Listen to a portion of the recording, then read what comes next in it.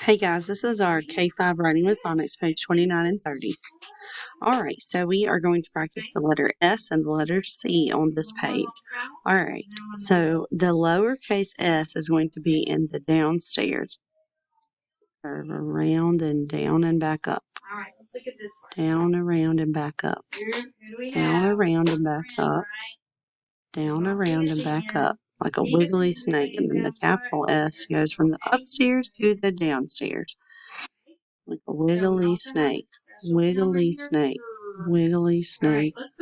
Wiggly snake. Right. The lowercase is going to be in the downstairs. Wiggly snake. S. I. Sit. That's right. Sit. And then now we're going to write it. Sit. Sit. S. I. T. S. I. T. S. I. T. Sit. Sit. Sit. Sit. Flip over on the back. Good. Lowercase c is going to be in the downstairs. It's a smile on the side.